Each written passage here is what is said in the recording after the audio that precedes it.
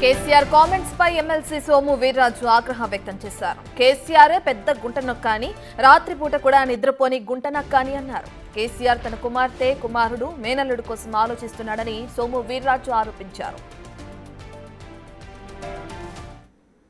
కేసీఆర్ పెద్ద గుంటనక్క, రాత్రులు నిద్రపోనటువంటి నక్క, ఊగిపోతున్నటువంటి నక్క, గుంటనక్కే పెద్ద కేసీఆర్. అధికారం అంటే అభివృద్ధి కోసం ఇప్పుడు మీకు వివరించాను. అధికారం అంటే అభివృద్ధి అనేది ఏ విధంగా జరుగుతుందనేది.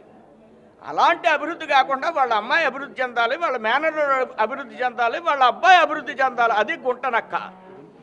మేము కళ్ళల్లో ఒత్తులు పెట్టుకుని కాసు కూర్చుంటాం అభివృద్ధి చేయడం కోసం. ఆ రాష్ట్రంలో అభివృద్ధి చేస్తూ అధికారాన్ని సంపాదించాలనేటువంటిది భారతీయ జనతా పార్టీ యొక్క లక్ష్యం.